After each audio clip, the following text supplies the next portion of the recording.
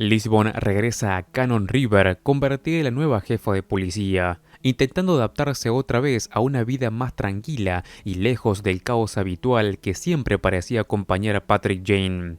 Pero esa calma dura poco, porque el agente Kim Fisher llega hasta ella con una propuesta del FBI relacionada directamente con Jane. Han pasado ya 3 meses desde que lo detuvieron y permanece encerrado, completamente aislado, aunque ahora el gobierno necesita desesperadamente su ayuda debido a un asunto con seguridad nacional. Fisher insiste en que solo Patrick Jane puede ayudarlos y termina convenciendo a Lisbon para que vaya a verlo.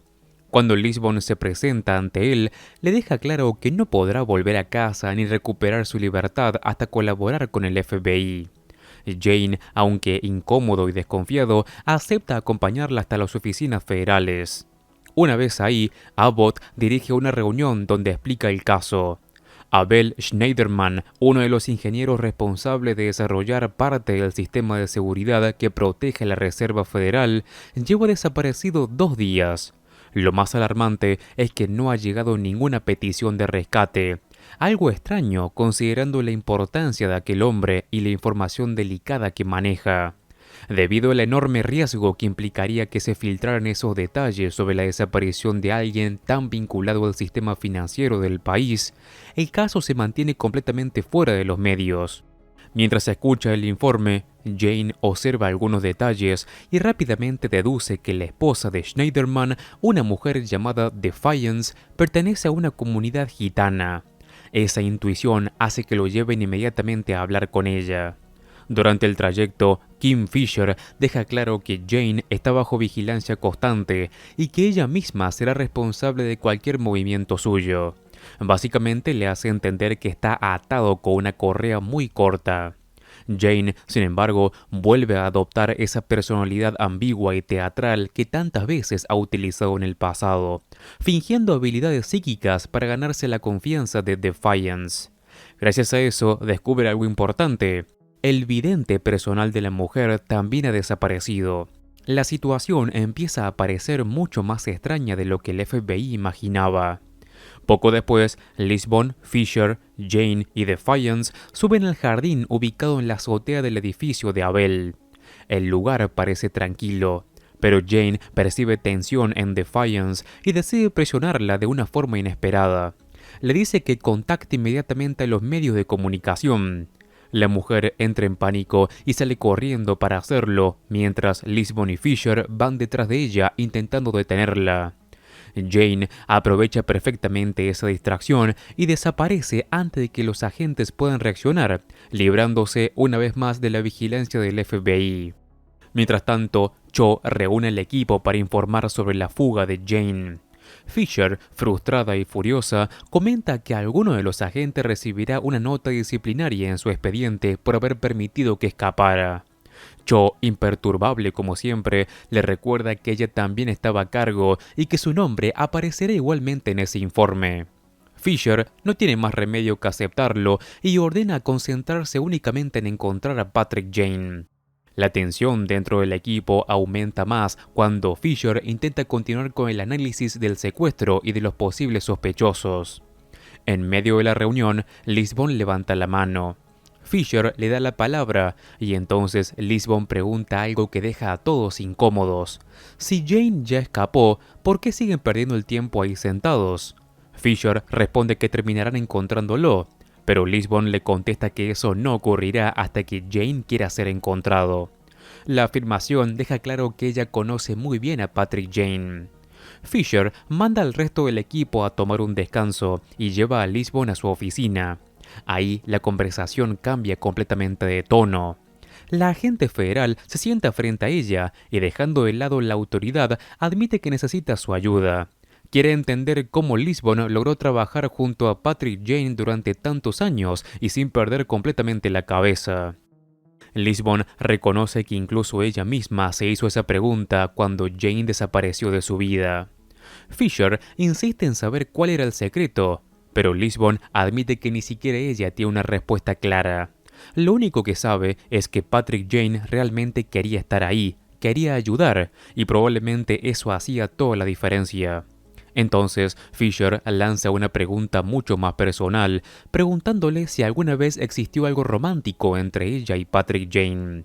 Lisbon encuentra extraña esa pregunta y le devuelve otra, queriendo saber por qué piensa algo así. Fisher intenta restarle importancia inmediatamente y cambia de tema, aunque la incomodidad queda flotando en el ambiente. Mientras el FBI continúa buscándolo desesperadamente, Jane ya está en Nueva York, moviéndose con absoluta tranquilidad, como si nunca hubiera estado huyendo. En lugar de esconderse, hace algo todavía más desconcertante. Envía una carta dirigida a Dennis Abbott, marcada con la etiqueta de Top Secret, y luego, en plena calle, pinta con aerosol la palabra Jane junto a una enorme flecha señalando exactamente el lugar donde piensa esperar. No piensa pasar desapercibido. Al contrario, parece disfrutar dejando pistas delante de todos. Horas después, Jason Wiley, uno de los analistas del FBI, sale durante su descanso para almorzar y ve el extraño mensaje pintado en el asfalto. La señal lo conduce directamente hacia Jane, que está sentado tranquilamente donde indicaba la flecha, comiendo un hot dog como si todo formara parte de un juego. Los agentes llegan enseguida y lo arrestan otra vez más. Kim Fisher va a verlo a la cárcel y esta vez adopta un tono mucho más agresivo. Le informa que el FBI piensa acusarlo formalmente por el asesinato del sheriff McAllister. Está a punto de irse cuando Jane la detiene con una revelación inesperada. Le pregunta si ya encontraron el cadáver enterrado en la azotea. Fisher se queda desconcertada y Jane explica con total calma que Abel Schneiderman asesinó al vidente de su esposa, descuartizó el cuerpo y lo enterró ahí en el jardín del techo. Según su teoría, Abel descubrió que el hombre mantenía una aventura con Defiance y lo mató impulsivamente. Aunque Fisher no cree ni una sola palabra de lo que escucha, Abbott decide revisar el lugar de todos modos. Ambos suben a la azotea junto a otros agentes y comienzan a inspeccionar el jardín. Todo parece normal hasta que Abbott rompe una de las jardineras y encuentra restos humanos ocultos bajo la tierra. El cadáver efectivamente estaba ahí. La revelación obliga al FBI a volver a incluir oficialmente a Jane en la investigación, porque una vez más acertó donde todos los demás habían fallado. Poco después, Abbott informa que finalmente apareció una nota de rescate relacionada con Schneiderman. A diferencia del resto, Jane no cree en ella ni por un instante. Está convencido de que todo es una distracción y afirma que tienen que regresar inmediatamente a Nueva York para resolver el caso desde otro ángulo. Mientras tanto, Defiance niega rotundamente haber tenido una relación amorosa con el supuesto vidente. La investigación revela además que el hombre no era ningún psíquico verdadero, sino un estafador cubano que fingía poderes para aprovecharse de toda la situación. Esa información hace que Jane reorganice todas las piezas en su cabeza. Comprende entonces que el falso vidente probablemente estaba husmeando dentro de la habitación matrimonial cuando Abel lo descubrió. Se produjo una pelea y el hombre murió accidentalmente durante el forcejeo. Eso cambia completamente el escenario. Schneiderman no huyó ni tampoco fue secuestrado por criminales sofisticados. En realidad, nunca salió del edificio. Convencido de eso, Jane lleva a Fisher y a Cho hasta el apartamento vecino. Frente a la puerta, asegura con total seguridad que Abel está escondido ahí dentro, concretamente un armario. Fisher y Cho irrumpen inmediatamente en el lugar y encuentran a Schneiderman exactamente donde Jane había dicho. El hombre aparece aterrorizado, agotado y completamente desmoronado después de haber permanecido oculto ahí durante días enteros. Abel finalmente cuenta lo ocurrido. Explica que encontró al supuesto psíquico dentro de su dormitorio y que ambos comenzaron a pelear violentamente. Durante el enfrentamiento, el hombre recibió un golpe fatal en la cabeza y murió accidentalmente. Preso del pánico y convencido de que nadie creería su versión, ocultó el cadáver y permaneció ahí escondido. También descubre que el vecino que le dio refugio había pertenecido anteriormente a una pandilla callejera, lo que explica cómo logró ayudarlo a permanecer oculto y sin levantar sospechas. Con el caso prácticamente resuelto, Abbott se reúne nuevamente con Jane y deja claro que, a pesar de toda la ayuda que brindó, no piensa cumplir ningún trato con él. Le asegura que será juzgado igualmente y que el FBI no tiene intención de negociar. Jane escucha todo con esa calma irritante que suele desesperar a quienes lo rodean, y antes de marcharse escoltado, simplemente le dice a Abbott que revise su correo. Poco después, Abbott encuentra la carta que Jane había enviado desde Nueva York. Dentro hay una lista de miembros de la asociación Blake, la red corrupta infiltrada en distintas instituciones y fuerzas de seguridad. Muchos hombres aparecen tachados o censurados. Abbott cree al principio que Jane entregó toda la información, pero Jane le aclara que los únicos nombres visibles son precisamente aquellos que el FBI ya consiguió arrestar. Los nombres realmente importantes son los que permanecen ocultos bajo las partes redactadas del documento. La situación cambia por completo.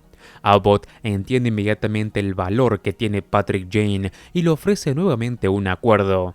Le dice que, si revela el resto de aquellos nombres, podrá obtener un trato. Pero Jane ya no está dispuesto a confiar ciegamente en el FBI. Le recuerda que antes habían roto los acuerdos con él y que no piensa cometer el mismo error 2 veces. Ahora será él quien ponga las condiciones y decidirá cuándo va a entregar la información. Hasta entonces, los nombres van a seguir ocultos. Después de eso, los agentes lo llevan de nuevo a su celda. Más tarde, Lisbon va a visitarlo. El ambiente entre ambos es muy distinto al que tienen con cualquier otra persona. Ya no parece una simple conversación entre agentes. Hay confianza, cansancio acumulado y una conexión imposible de ignorar. Lisbon le cuenta que el FBI finalmente aceptó sus condiciones y que llegaron a un acuerdo. Pero la noticia realmente importante viene después. Ella renunció a su trabajo para poder seguir trabajando junto a él. Jane queda sorprendido. Durante unos segundos parece perder esa actitud burlona y calculadora que suele usar como escudo. Entonces le revela algo que nadie más sabe. Los nombres censurados de la lista eran solo una trampa, una maniobra para obligar al FBI a negociar y conseguir exactamente lo que quería. En realidad, nunca tuvo intención de entregarle toda la información desde el principio. Antes de irse, Lisbon le da un pequeño regalo, unos calcetines que compró en Washington. El detalle es simple, incluso algo absurdo considerando todo lo que acaba de pasar, pero Jane lo recibe con una gratitud completamente sincera. Y en medio de cárceles, conspiraciones y manipulaciones, ese pequeño momento termina teniendo más peso que cualquier negociación con el FBI. Y con esto termina este episodio. Antes de acabar con este video, te cuento que si te gusta El Mentalista, en el canal tengo un montón de videos de la serie, ya que estoy viendo y resumiendo todos los episodios. Te invito a que entres al canal y encuentres la lista completa y ordenada. Como siempre, me ayudas muchísimo al dejar un like y si querés, suscríbete así no te perdés nada de mi contenido. Un saludo, Master Movies.